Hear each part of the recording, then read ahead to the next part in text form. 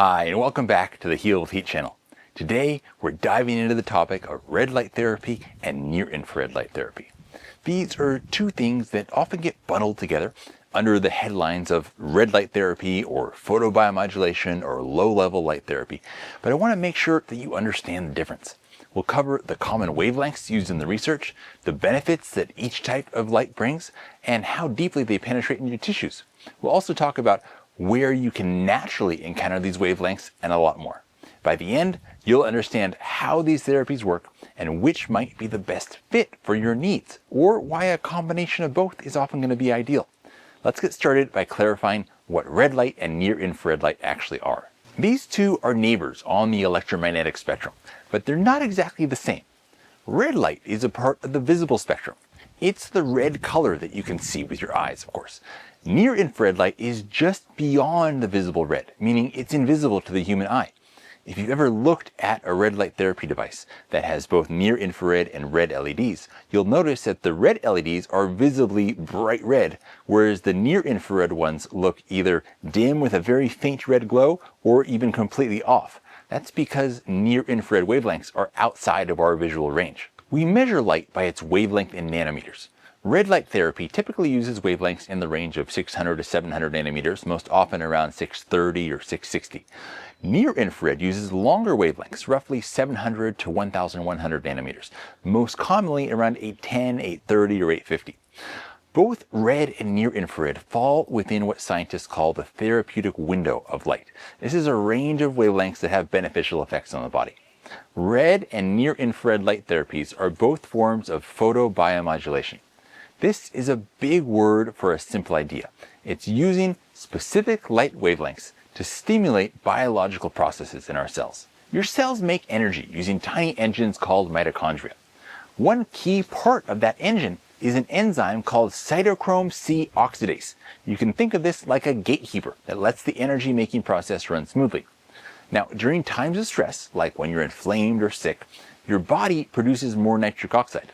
Nitric oxide is actually a helpful molecule in many ways, especially for opening up blood vessels, but inside the mitochondria, too much nitric oxide can temporarily block that gatekeeper enzyme and slow down the energy production. So this is where red and near-infrared light come in. They help to unstick nitric oxide from that enzyme so the mitochondria can breathe again and make more energy, ATP, efficiently. And as a bonus, the nitric oxide gets released into the surrounding tissue where it can actually support circulation and healing. Within this window of 600 to 1100 nanometers, penetration increases as the wavelength gets longer. The rule doesn't extend beyond 1100 nanometers. The rule kind of falls apart beyond that, but that's a conversation for another day when we talk about mid-infrared and far-infrared.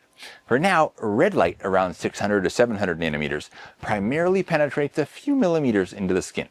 Estimates vary, but research suggests about 2 to 3 millimeters of penetration at significant intensity for wavelengths in the range of 630 to 660 nanometers.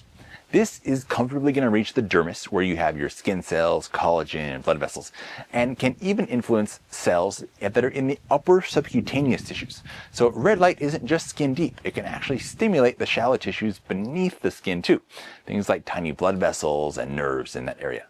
But compared to near-infrared, it's not going to go as deep. Near-infrared, around 700 to 1100 nanometers, goes deeper.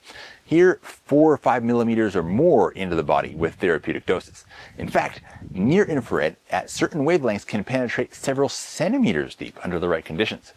It can reach into the muscles, into the joints, and even bone tissue with some of its energy. So, for example, wavelengths like 810 or 850 nanometers are often used to target deep-seated pain or injuries because they're known to get light energy into deeper layers where these muscles and joints lie.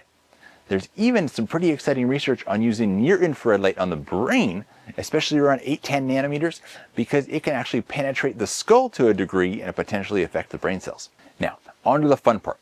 What can these lights do for you? Let's start with red light, around 630 to 660 nanometers.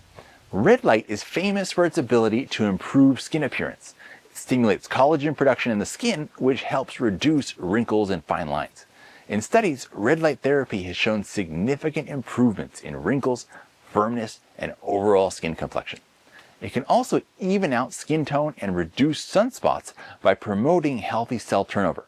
Exposing injuries or scars to red light can speed up the healing process. Research has found that red light can accelerate wound closure and tissue repair, so it's helping cuts, burns, and scars heal more rapidly. It does this by boosting cellular activity and circulation in the skin. It's even been explored for helping non-healing ulcers or stubborn wounds with some success. Red light also has anti-inflammatory effects on the skin. People with acne, rosacea, or other inflammatory skin conditions have reported reductions in redness and swelling. For acne, red light can calm inflammation and help kill the bacteria, especially when combined with some blue light, and this can of course lead to fewer breakouts. It's gentle, it's non-irritating, and so it's a pretty appealing therapy for chronic skin issues like psoriasis and eczema as well. This might surprise beginners, but red light therapy is used to combat hair loss too. Research has shown that red light applied to the scalp can stimulate hair regrowth in some people with thinning hair. The light likely is going to boost energy in those hair follicle cells, so this can extend the growth phase of the hair cycle. So you might see some red light helmets or caps marketed for this purpose. They're leveraging the same red wavelengths. Beyond these, red light is being explored for things like pain relief in nerves and reducing joint inflammation in small joints, and even mood enhancement because bright red light can influence your neurotransmitters. But by and large, think red is for the skin and surface healing. It's great for beauty and recovery on the outside, helping you glow, literally and figuratively, from this improved skin health. Near-infrared light therapy, on the other hand, shines when it comes to that deeper healing. Because it penetrates further, near-infrared can deliver that energy to the tissues beneath the skin, muscles, connective tissues, nerves, and even bone. One of the most exciting frontiers is using near-infrared light on the head for brain health. Research, pretty much in animals to this point, but some human trials, suggests that near-infrared can penetrate the skull enough to possibly aid brain cells and neurons.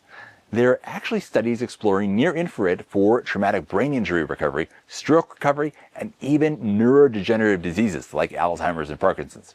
Near-infrared light may stimulate neural repair mechanisms and reduce inflammation in the brain. In fact, leading photomedicine researcher Dr. Michael Hamblin noted that PBM, photobiomodulation, for brain disorders will become one of the most important medical applications of light therapy in coming years. Near-infrared appears particularly good at helping nerve tissue. For peripheral nerve tissues, for example, in your hands and your feet, near-infrared has shown potential in improving neuropathy. This is nerve damage that you often see in diabetics. It also seems to promote nerve cell regeneration and reduce pain signals. Some people use it for issues like sciatic nerve pain or carpal tunnel syndrome because they're aiming to calm the nerves and reduce the discomfort. Overall, think of near-infrared light as targeting the body's core and deeper systems. It's about recovery from the inside out. A lot of pain relief devices for arthritis and muscle strains, etc., are using near-infrared LEDs or lasers for this reason. And it's important to note that red and near-infrared often overlap in their benefits. For example, both can reduce inflammation and improve blood flow. It's just a matter of the depth at which they're doing it. Before we talk about how to choose one or how to combine them, one logical question is, aren't we exposed to red and near-infrared light already? The answer is yes, and it might surprise you where these wavelengths show up in everyday life. Humans didn't invent red or near-infrared light. We grew up with them in nature. Two primary natural sources of these therapeutic wavelengths are the sun and fire, things that are central to human life throughout history. The sun is the ultimate light therapy device in the sky.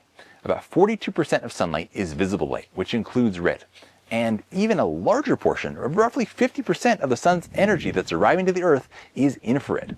This means that every time you walk outside on a sunny day, you're bathing in a mix of red and infrared waves, along with, of course, the other colors and some UV. And in fact, the warmth you feel from the sun is largely due to the infrared component of sunlight. Near-infrared in particular is abundant in sunlight and penetrates our skin during daylight. At sunrise and sunset, the sun's light has to travel through more atmosphere, which filters out the blue light to a good degree. And that's why dawn and dusk look more reddish and orange. So during those times of day, you actually have a higher proportion of red and near-infrared wavelengths. And some people even make morning sun a part of their routine for this reason. Now, if you ever tried staring into a campfire or sitting near a fireplace and feeling that comforting warmth, that was infrared light that you're experiencing. A typical fire or candle flame glows in the red-orange part of the spectrum and is giving off a lot of infrared radiation as heat. Our ancestors, of course, spent thousands of years around campfires, absorbing that gentle red and infrared after the sunset. And firelight is actually a lot richer in red and infrared wavelengths and has very little blue light, which a lot of people suggest would help the body relax and heal in the evening. While a fire's infrared is mostly felt as heat in the mid and far infrared range, it actually does include some near infrared too. This might be one of the reasons why sitting by a fire feels so soothing. The takeaway here is that red and near infrared light are a natural part of our environment. Sunlight is full of it. Without it, as you know, we wouldn't exist. And fire provides these wavelengths as well, and it's been doing it at nighttime for ages. What modern light therapy does is give a targeted, intensified dose of specific red and near infrared wavelengths, and it does it in the places that we need it, without the UV or without the excess heat or having to go cut down a tree to get a bunch of wood. It's concentrating the gentle healing rays of the sunlight into a convenient device. And speaking of devices, that brings us to the practical question. Which should you use? Red, near infrared, or both? The honest answer for most people is both. Red and near infrared complement each other and are going to be often used together for a reason.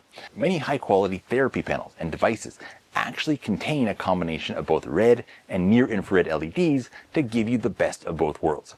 Using both of them is going to allow the light to target multiple layers of tissue simultaneously. And the red light is going to deliver the energy to the skin cells, while the near infrared light is going to penetrate into your muscles and joints and get onto some of those deeper issues. For example, if you have an old sports injury deep in your knee and some scar tissue on the surface of the knee, combined therapy is going to hit both the surface with the red and the internal joint with the near infrared. There's evidence that together they actually have a synergistic effect on the body.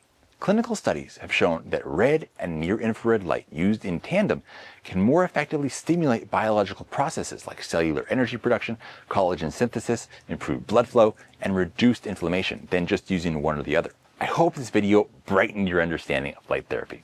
If you found this comparison helpful, please hit that like button and consider subscribing to Heal with Heat for more science-backed wellness content like this. Feel free to drop your questions or your own experiences with red or near infrared therapy in the comments. I'd love to hear how light has helped you. Have a great day, and I look forward to seeing you all again next time.